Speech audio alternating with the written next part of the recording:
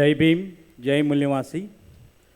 थोड़ा हम भी इमोशनल हो गए हैं थोड़ा देख के, साहब को देख के लगता है कि 92 इयर्स में आदमी कैसे रिएक्ट करते हैं।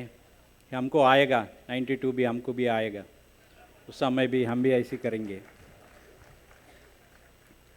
इसमें आज का टॉपिक ऑफ डिस्कशन है, एक्चुअली इस सत्र में एक तेलुगु स्पीकिंग स्पीकर को जरूर रखे हैं, सो कि they also follow the theme. इसीलिए थोड़ा मैं तेलुगु में भी बात करूंगा। इसीलिए रखा है कि जो कन्वेंशन में जो टॉपिक ऑफ डिस्कशन होता है, पहले हर आदमी इसको हाथ में पकड़ना चाहिए ज़रूर। किसी सेशन में आपका हाथ में ये पैम्पलेट ज़रूर होना चाहिए, क्योंकि हम जो सीखते हैं इधर दूसरों का बताने के लिए सीखते हैं। हमारा पॉइंट्स नोट करना चाहिए और वक्तागण का पॉइंट भी नोट करना चाहिए। फिर हम जब फील्ड वर्क में जाएगा ये ज़रूर हमारा लिए उपयोग होगा। ముఖ్యంగా ఈరోజు ఇచ్చినటువంటి టాపిక్ ఏంటంటే, తెలుగు ప్యాంప్లెట్లో భారతదేశంలోని మతతత్వానికి, మతోన్మత దురాచారాలకు అసలైన ప్రతిఘటన మూల నివాసి గుర్తింపు ద్వారా మాత్రమే సాధ్యము అనేది ఈరోజు మనకిచ్చినటువంటి అంశం. ముఖ్యంగా ఇక్కడ చూసినట్టయితే ఈ సెషన్లో ఒక టాపిక్ పెట్టారంటే దానికి ఒక ప్రత్యేకత ఉంటుంది. బ్యామ్సెఫ్ని ఎలా చూడాలంటే సమాజంలో it is a factory of intellectual people. Next 15-20 సంవత్సరాల్లో జరిగేటువంటి అనేక విషయాల్ని ముందుగా ప్రజల్లోకి తీసుకొచ్చేటువంటి ప్రక్రియ ఈ కన్వెన్షన్లో జరుగుతూ ఉంటుంది. ఎగ్జాంపుల్ చెప్తాను మీకు. 15-20 సంవత్సరాల క్రితం ఎల్పిజి మీద అనేక సెమినార్లు దేశవ్యాప్తంగా ఈ డయాస్ నుంచి చేయటం జరిగింది. అలాగే కాన్స్టిట్యూషన్ రివ్యూ మీద కూడా అనేక సమావేశాలు, చైతన్యపూరితమైనటువంటి సమావేశాలు ఏర్పాటు చేయడం జరిగింది. అలాగే మూల్నివాసి ఐడెంటిటీ మీద కూడా అనేకమైనటువంటి సెమినార్లు పెట్టారు. పుస్తక రూపంలో అన్ని భాషల్లోనూ మూల్నివాసి ఐడెంటిటీ మీద ఎన్నోటువంటి కరపత్రాలు కూడా చేయడం జరిగింది.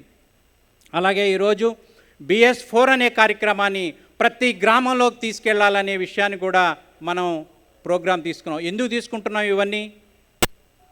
ప్రస్తుతము సమాజంలో నెలకొని ఉన్నటువంటి సామాజిక పరిస్థితులకు అనుగుణంగా అనేక అంశాలని ప్రజల్లో చైతన్యం చేయటానికి ఈ అంశాలని బ్యామ్సెఫ్ తీసుకురావటం మీకు అందరికీ తెలుసు. ఈరోజు చూసినట్టయితే బ్యామ్సెఫ్ ఇంకొక కార్యక్రమం కూడా తీసుకుంది, coordination, cooperation with all the organisations of Mulnivasi Bahujan. మన ఆర్గనైజేషనే కాదు, మనలాంటి ఎన్నో ఆర్గనైజేషన్లు ఈ సమాజంలో పనిచేస్తున్నాయి. ఈ మూల్నివాసీలకి సంబంధించిన అన్ని ఆర్గనైజేషన్లతోటి సౌహృద భావంతో వాళ్ళతో పనిచేసేటువంటి ఒక అట్మాస్ఫియర్ని కలగజేయటానికి బ్యామ్సెఫ్ ముందుకొచ్చిన విషయం కూడా మీరు గమనించాలి. ఎందుకంటే సమస్య చాలా పెద్దదిగా ఉన్నప్పుడు బ్యామ్సెఫ్ తోటి సహా అందరూ కలిసి పనిచేస్తే అనుకున్న లక్ష్యం తొందరగా చేరుకోవటానికి ఉపయోగపడుతుంది. అసలు ఫస్ట్ మన టాపిక్లోకి ఏంటంటే మతతత్వము. అసలు మతం అంటే ఏంటి, మతతత్వం అంటే ఏంటి, మతోన్మత దురాచారాలు అంటే అనేది సీక్వెన్స్ అర్థం చేసుకోవాలి. నేను చిన్నప్పుడు మతము అంటే spiritual life, committed to some actions, some philosophy, ఇవన్నీ ఉంటాయి. అది రాను రాను ఎలా రూపాంతరం చెందిందంటే భారతదేశంలో అత్యధికులు అవలంబించేటువంటి మతాన్ని ఒక మతంగా చూడకూడదు, it is a way of life అని చాలా ప్రచారం చేసి భిన్నత్వంలో ఏకత్వం అని చెప్పి చాలా ప్రసిద్ధిగా గొప్పగా చెప్పుకునేటువంటి రోజుల్లో నుండి ఈరోజు మతము నుండి మతతత్వానికి మార్చబడి ఆ మతతత్వంలో నుంచి దురాచారాలకు కూడా పాల్పడుతున్నారనే విషయం మన సమాజంలో అనేక సంఘటనలు రుజువు చేస్తూ ఉన్నాయి. ఎందుకు ఇలా జరుగుతుంది అనేది మనం అర్థం చేసుకోవాల్సిన అవసరం ఉంది. ఎందుకు ఇలా జరుగుతుంది? మనకి భారత రాజ్యాంగం ఏమిచ్చింది? మత స్వేచ్ఛ ఇచ్చింది. అంటే ఏ మతంలో అయినా సరే మీరు మీ ఇష్ట ప్రకారం ఏ మతాన్నన్నా ఫాలో అవ్వచ్చు, ప్రాక్టీస్ చేయొచ్చు, ప్రచారం చేసుకోవచ్చు, దాన్ని ఇతరులు కూడా వివరించవచ్చు. కానీ ఇక్కడ జరుగుతుందేంటి? వేరే విధంగా జరుగుతుంది. గమనించాలి చాలా. ఇక్కడ మన ప్యాంప్లెట్లో ఒకటి చెప్పారు, social polarisation is the real counter to the communal polarisation. Communal polarisation అంటే ఏంటి? ఒక చిన్న ఎగ్జాంపుల్ ఉంది. డీకే కబార్డే గారు ఫౌండర్ ఆఫ్ వ్యామ్సఫ్ ఆర్గనైజేషన్లో ఒక చిన్న ఎగ్జాంపుల్ చెప్తూ ఉండేవాళ్ళు. ఏమనంటే, ఒక కిరాణా షాప్లోకి వెళ్ళి ఒక పావు కిలో కిరాణా కట్టమని అడిగితే అతను ఏం అడుగుతాడట మనల్ని? నీకేం కావాలి అని అడుగుతాడట. కిరాణా షాప్ అని పేరు పెట్టుకున్నావు కదా, ఒక పావు కిలో కిరాణా ఇవ్వమంటే ఇవ్వలేనటువంటి పరిస్థితి. అలాగే ఒక రిలీజియన్లో ఉన్నటువంటి వ్యక్తులు అందరూ ఈక్వల్స్ కానప్పుడు అది ఒక రిలీజియన్ ఎలా అవుతుంది? అయినప్పటికీ రిలీజియన్ పోలరైజేషన్ అని చెప్తూ ఒక రిలీజియన్ని మెజారిటీగా చూపిస్తూ ఈ భారతదేశంలో అందరూ ఆ రిలీజియన్కి సంబంధించిన వాళ్ళే ఉన్నారు కాబట్టి వాళ్ళకి అనుగుణంగానే అందరూ ఉండాలి అనే ఒక ఫిలాసఫీని ప్రజల్లో ప్రచారం చేస్తూ ఉన్నారు. That is nothing but brahminism. Brahminism is there everywhere in India. Not only one religion, most of the religious people are habituated to follow the spirit of Brahminism. That is nothing but inequality, graded degradation. So this is the philosophy which everybody is having in their mind. Now where is the solution? Now today, because of Brahminism in India, there are more than 6,000 castes are existing in India. Every caste is different. All are graded degradation. But Brahminism is a spirit of inequality. Mulnivasi identity is the spirit of unity. That is what we are promoting now. ఏదైతే మతాన్ని అడ్డం పెట్టుకొని polarisation చేస్తున్నారో, we want social polarization among SC, ST, OBC, religious converted minorities to counter the religious polarization. Why? Because whatever they created caste in the society, we want to take the advantage of that and we want to make a social polarization. How it is possible? What is the mechanism to measure the social polarization? There is a method to social polarization is called sociogram. Sociogram is nothing but the person, how he behaves in the society as a person, how he behaves in the professional life, how he interacts with the people. So all these things a matter of a measurement of polarization, social polarization. That we want. We want to promote social polarization among the people with the identity of Mulnivasi identity. Why Mulnivasi identity is so important? Because మనకి సమాజంలో నువ్వు ఎవరు అని అడుగుతారు జనరల్గా. Who are you? అవి క్యా బతానా పడేగా. Who are you? I'm a Indian, I'm so and so religion. Then immediately another question will come. They will not satisfy until unless you speak out your caste. This is a never ending question. हमेशा ये जरूर पूछे जाएगा, who are you, who are you, who are you? Now BAMSF is giving an alternative word. Whoever asks, garu se kaho, we are Mulnivasi of India. This is the most effective way. This word is answer to hundreds of questions which can answer with a single word called Mulnivasi identity. That is what we have kept in this particular topic. Whatever Brahminism is promoting, in order to counter it, only identity is Mulnivasi identity. This creates a history. It is something like nuclear bomb. If you say Mulnivasi, people will immediately ask you, you tell me what is Mulnivasi identity. Then we have to start. We are original inhabitants of India. Then what about others? మిగతా వాళ్ళు ఎవరు? SC ST OBC religious converted minorities original inhabitants అయితే మిగతా వాళ్ళు ఎవరు అనే question వస్తూ ఉంటుంది. వస్తుందా రాదా? ఆ విషయాన్ని కౌంటర్ చేయటానికి ఏం చెప్తున్నారంటే, ఇంతకుముందు మనం చరిత్రలో చెప్పుకున్నప్పుడు ఆర్యులు ద్రావిడులు అనేక భాషలు చెప్పినప్పుడు మేము కూడా ఒరిజినల్ ఇన్హాబిటెంట్స్ ఆఫ్ ఇండియా అని మిగతా వాళ్ళు కూడా చెప్పుకునే పరిస్థితి ఈ బాంసెఫ్ కలగజేసిందని ఘంటాపదంగా చెప్పుకోవచ్చు. They are claiming themselves they are also original inhabitants in India because we started claiming our self we are original inhabitants of India. Then what happened? Then the DNA test, आपने बताया ऑलरेडी, डीएनए टेस्ट किया था, ये journal में publish हुआ है, ऐसी नहीं बता रहे. उसमें पता चला SC ST OBC are one blood one race. Because the moment first time hearing the people in Andhra Pradesh, they themselves surprised. Is it true? अभी मुझे एक याद आता है, रावण को कितना सिर है, कितना हेड्स है, चार साल का बच्चे भी बताते हैं 10 उसको हेड है. भाई ये नहीं बताते कि ये original inhabitants of India SC ST OBC one blood one race. People are asking me where is the proof. हमारा पास प्रूफ जरूर है, उसमें जर्नल में छापा गया है. डीएनए टेस्ट तो कार्बन 14 डेटिंग के साथ उसमें मिल गया कि हजारों से साल का एविडेंस हम बताते, जर्नल में पब्लिश हुआ, किसी भी न्यूज़पेपर में नहीं आते, अखबार में ज़्यादा नहीं आते, डिस्कशन नहीं होता है. उसके लिए हमारा आइडेंटिटी के टेक्निकल हिस्टोरिकल पूरा मिला के इसका एविडेंस है मूल निवासी आइडेंटिटी. इसीलिए इंटरनेशनल इंडिजीनियस पीपल बोल के एक सेलिब्रेशन करता है यूनाइटेड नेशंस. ये कब स्टार्ट किया? 1994 23 दिसंबर को शुरू किया वो लोग. They have identified this issue. इसमें एक बहुत very very important point is there. United Nations declared in the year 1994 23 December हमको 9 अगस्त को international day of indigenous people celebrate कर रहा है.